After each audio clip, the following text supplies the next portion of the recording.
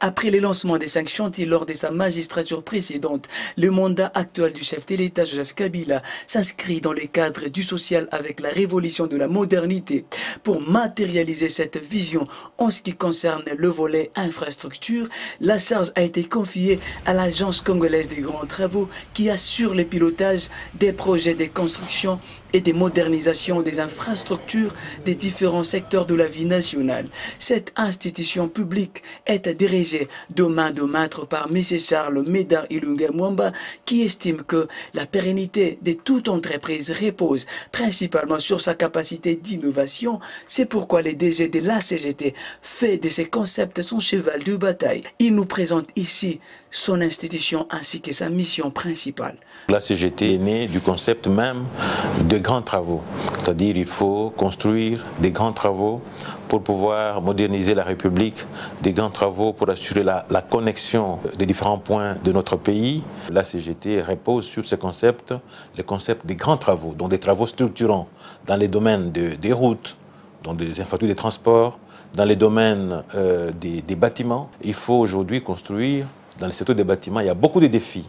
Donc il y a ces secteurs, il y a les chemins de fer. Donc la CGT, en apportant dans le secteur des transports des infrastructures structurantes, ça veut dire qu'il faut assurer la connectivité entre les routes, les chemins de fer, pourquoi pas les voies navigables, mais il y a aussi la construction de ports et aéroports. L'accès à la mer, c'est ça aujourd'hui qui garantit à plusieurs pays une prospérité. Il y a aussi dans le secteur de l'énergie que nous avons des déficits sérieux. Or, l'énergie doit absolument accompagner le développement de notre pays. La CGT est une structure mise en place pour pouvoir mettre en place les infrastructures structurantes, ça veut dire des infrastructures à grand impact, des infrastructures qui apportent suffisamment de valeur ajoutée, des infrastructures qui participent à la croissance, donc qui apportent de l'emploi à la population. Pour mieux atteindre ces objectifs, la CGT, qui joue aussi bien le rôle de maître d'ouvrage délégué du ministère de l'Aménagement du Territoire, Urbanisme, Habitat, Infrastructure, Travaux publics et Reconstruction, dispose des antennes éparpillées à travers le pays. Son numéro 1, Charles Médard Ilunga, nous en parle avec force détail. La CGT implante ses antennes en fonction du développement des projets. Aujourd'hui, nous avons déjà une grande antenne, c'est l'antenne du Katanga. Là, nous avons nos bureaux propres. Pourquoi? Parce que déjà, il y a des projets et dans les domaines des études, de la conception. Bientôt, on mettra en place une section de cartographie de télédétection de manière à accompagner aussi l'exécution des projets dans la province du Katanga. Et pourquoi pas dans les deux provinces du Kasaï. Alors, nous avons aussi l'antenne du Bas-Congo. Cette antenne du Bas-Congo est en train en même temps de faire le même travail comme l'antenne du Katanga. La CGT, nous sommes maîtres d'ouvrage délégués de la concession Kinshasa-Matadi. Vous savez, dans le cadre de la concession, on a par exemple construit le pont Pozo. Et cette antenne de Matadi est appelée à travailler, notamment pour appuyer d'abord la province dans la définition des infrastructures structurantes, et en même temps, aujourd'hui, aider la CGT à assurer les contacts certes avec les autorités, aussi bien locales, autorités provinciales, autorités au niveau des districts, autorités à tous les niveaux, de manière à ce que, en définissant le projet, on tienne compte, n'est-ce pas, des besoins des usagers. Donc c'est le rôle des antennes. Alors nous sommes en train d'implanter notre antenne dans la province orientale, à Kisangani. Nous sommes en train d'installer une usine de maisons préfabriquées. On implante l'usine et on construit plus ou moins 360 maisons à Kisangani. Et l'avantage, c'est que tout est en préfabriqué. Donc on peut construire une maison en une semaine, par exemple. Nous avons certes la CGT à Bukavu, la CGT à Butembo, mais nous sommes en train carrément de restructurer cela pour que ça devienne une antenne. Une antenne qui va en même temps travailler sur tout le projet du Sud Kivu, le projet du Nord Kivu et le projet de la province orientale. Donc voilà, nous avons les antennes de manière à ce que les antennes assurent le relais de notre activité. Nous apportons un appui quotidien à ces antennes. C'est-à-dire que l'antenne peut être limitée à quelques experts, mais à tout moment, la direction générale appuie, n'est-ce pas, en termes d'expertise.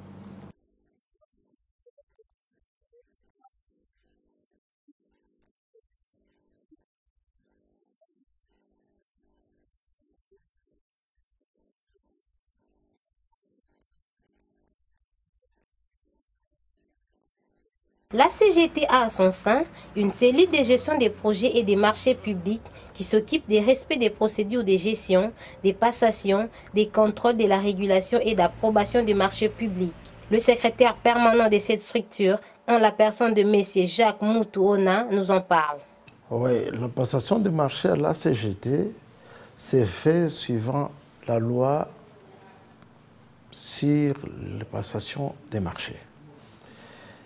Le marché à la CGT s'est fait aussi suivant la convention de collaboration signée entre la République démocratique du Congo et les entreprises chinoises.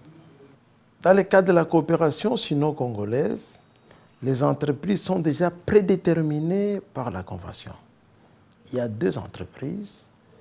Il y a les groupes grecs et les groupes Sino-Hydro. Dans le financement du gouvernement, nous suivons les entreprises qui remplissent le critère déterminé par notre demande d'appel d'offres.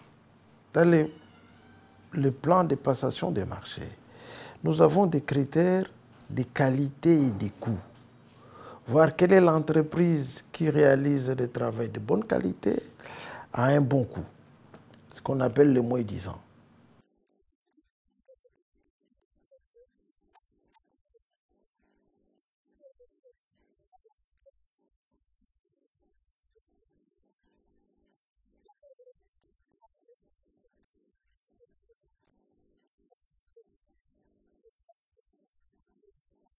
Depuis sa création, l'Agence congolaise des grands travaux a à son actif plusieurs réalisations, mais il y a aussi quelques projets phares qu'elle compte exécuter à moyen terme, principalement dans la ville-province de Kinshasa. Le DG Charles Médard Ilunga donne des éclaircissements sur la question. La ville-province de Kinshasa aujourd'hui, avec plus de 10 millions d'habitants, en termes de déplacement, le besoin est devenu de plus en plus important. Et qu'on ne sent pas encore aujourd'hui à Kinshasa l'organisation d'un système de transport structuré. Et c'est comme ça que nous pensons qu'il faut moderniser d'abord les structures à Kinshasa, les infrastructures, et il faut assurer l'intermodalité. Il faut qu'il y ait des transports de masse, c'est-à-dire il faut qu'il y ait un réseau des trains urbains, et qu'il faut qu'il y ait les tramways aussi, hein, tout ça connecté bien sûr au réseau routier, des routes réseaux secondaires aussi, bien étoffés, avec l'OVD naturellement, et puis les réseaux tertiaires. Donc il faut assurer un réseau structuré, interconnecté, un réseau intermodal bien connecté. C'est comme ça que depuis quelques années, j'ai dit, on est en contact certes avec Préferail, de manière à matérialiser ce projet. Il y a un problème des études, il y a un problème aussi de financement lui-même. Donc nous sommes en contact de manière à ce que nous puissions trouver un montage financier qui répondrait notamment aux besoins de rentabilité aussi du projet. Vous savez, aujourd'hui, on ne peut pas s'engager sur n'importe quel montage financier. Il faut un montage financier très rentable pour d'abord l'intérêt de l'investissement, un retour dans l'investissement, et en même temps, c'est aussi pour donner un service convenable. Tout cela, nous visons quoi? C'est l'amélioration des services dans le domaine des transports. Donc, je crois que nous sommes encore dans le pourparler. Nous avons eu des contacts avec les experts du ministère des Transports, avec la SCTP, l'Exonatra. Donc là, j'ai parlé aussi du GED, le groupe d'études des transports, de manière à ce que nous puissions maintenir les concertations habituelles que nous avons entre experts pour pouvoir mettre en marche, effectivement, les trains urbains et les tramways dans la ville de Kinshasa. Et là aussi, nous travaillons avec la ville-province de Kinshasa. Nous devons nous retrouver rapidement pour pouvoir regarder concrètement les difficultés, de manière, cette fois-là, à définir un montage financier qui permettrait de faire décoller ce projet. Nous pensons que cette année, ça va se mettre réellement en marche.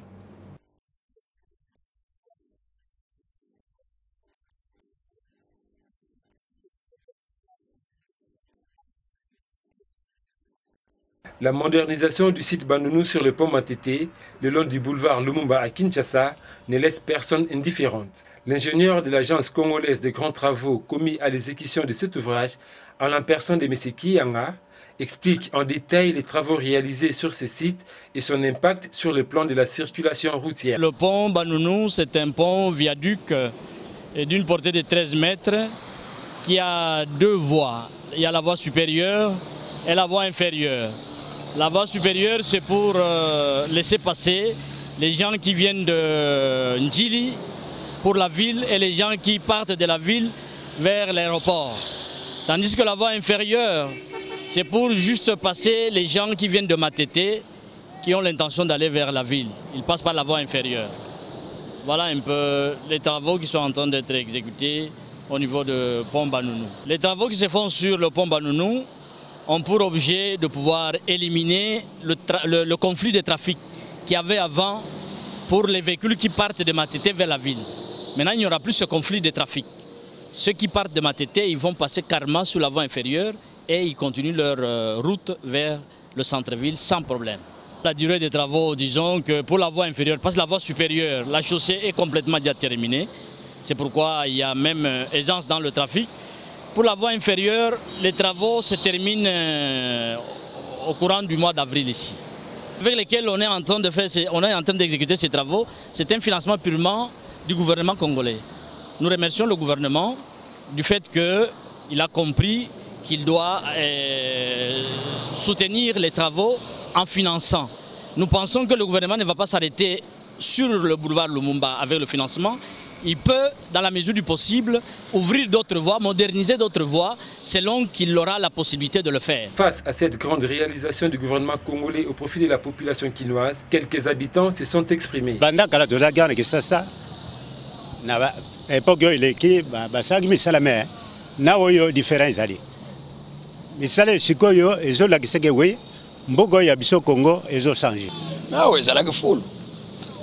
Alors, façon comme les lots. Yango mutu nyonso akoki kosepela na yango awa ezalaki okoki koleka na butu te okoatake yo mais lelo emonani mpenza eza mboka ya bato sengeli mboka ya bato ezala mpe boye bon eloko na koyebisa bachauffeur omoni misala oyo ekute bambongo ebele gouvernement sa dépense mingi alors ntango bazotambusa mituka batambusa mituka na bango na ndenge moko ya bien mpo ti babatela bijou na biso oyo ebebe kana lelo lobi te oyo etikali libela omeli mai na yo ozozwa sachet ozobwaka na terrasse omeli jus na yo ozozwa molangi ya plastique ozobwaka na terrasse ntango terrasse etondi na milangi ya plastique mai ekoleka lisusu te ekoleka likolo ya makadamu alors presque na moma wana ekoumela mpenza te alors conscience ezala nana na biso moko bakolo mboka façon misala nde ezosamba na mboka na biso donc naza vraiment na esengo makasi choué nanga ezali koprier mingi mpona bakonzi ya mboka oyo nzambe apesa bango susu mayele afungola bango mémoire ya koyeba neni bakosala mpo ete mboka na biso etongama lisusu.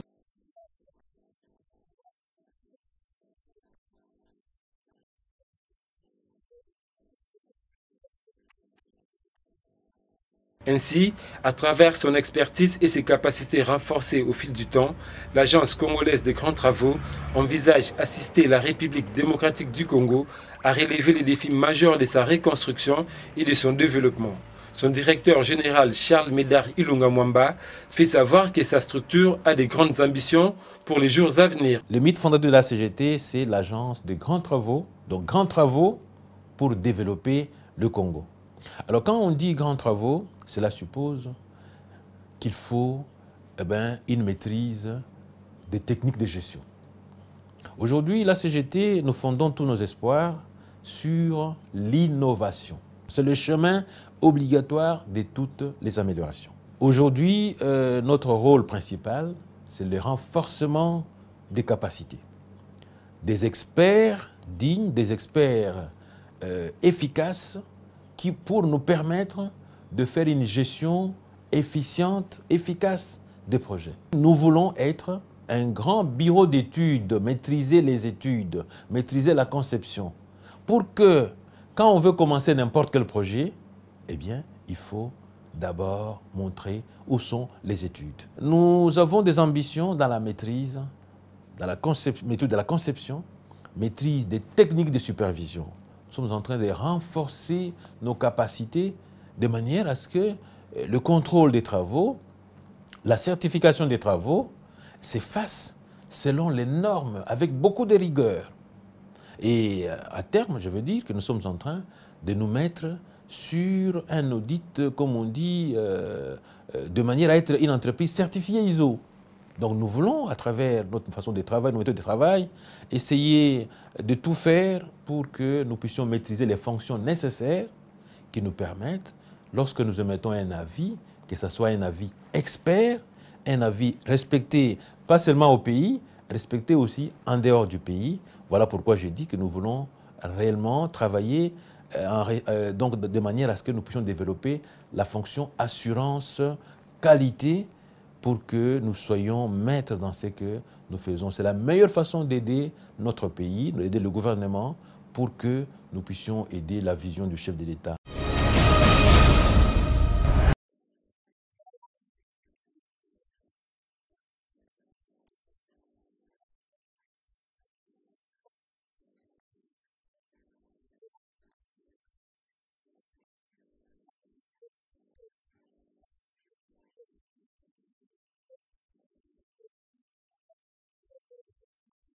De l'esprit de mort à l'esprit de vie, voilà la détermination du gouvernement de la République démocratique du Congo qui veut mettre un terme au cercueil roulant, communément appelé esprit de mort, faisant recours ici au bus 207 de marque Mercedes qui ne cesse de causer mort d'hommes dans les artères de la capitale congolaise, Kinshasa. Réalisant avec précision et dévouement la vision du président Joseph Kabila Kabange, le gouvernement Matata a acquis sur fonds propres 90 bus Hyundai Pampa 9. Ils seront accordés aux membres de l'association des propriétaires de véhicules affectés au transport en commun et c'est là sous forme de crédit. C'est le samedi 29 mars 2014 que ces moyens dignes de transport routier ont été présentés au public sous l'œil vigilant du chef du gouvernement. Le chef de l'État a promis un transport décent, un transport confortable à la population non seulement de Kinshasa, mais la population de l'ensemble de la République démocratique du Congo. Le bus actuel, ça s'appelle Esprit de vie, contre les bus anciens qui vont être retirés progressivement et qui s'appelle Esprit de mort. Donc la révolution, la modernité, vision du chef de l'État est en marche. L'occasion pour Matata Ponyo Mapon, le docteur d'État, d'interpeller les bénéficiaires directs. Les transporteurs privés, il faut bango pe babongisa mode na bango ya ko gérer parce que siko tozo pesa bango ba bisi ya sika. Bango ba mesanaki na ba bisi oya kala. Bisi ya sika etomba campagne te. Bisi ya sika ezana mupepe ya sika. Bisi ya sika zo kotsa mbongo ebele. Faut bango pe ba moderniser, ba chauffeur na bango bazala ba chauffeur oyo ba yebi ko kumba mutuka malamu. Ba receveur na bango il faut bazala ba receveur ba yebi comptabilité. Parce que les bis sont pesa bango, ils ont bis, il faut bango bafuta, ils ont bis gratuité, mais ils ont bis à crédit. Signalons que c'est pour la première fois que l'État congolais pose une telle action au profit de transporteurs de bus appartenant au privé. Justin Kalumba Mwanangongo, ministre des Transports et Voies de Communication, donne des précisions. Aujourd'hui, l'État intervient dans le secteur privé. L'État apporte l'outil de protection au privé. L'État fait en sorte que nous ayons finalement une classe moyenne qui émerge dans ce secteur de transport, qui va se professionnaliser. Ça, c'est une innovation. Ce vaste programme va s'étendre également en province, à l'instar de celui en rapport avec le bus Transco, devant atteindre le nombre de 500 d'ici peu pour Kinshasa. Le président de la République démocratique du Congo fait sa part au travers du gouvernement central aux Congolaises et Congolais jouer leur partition concernant la protection et l'entretien de ces biens publics. À bon entendeur, salut.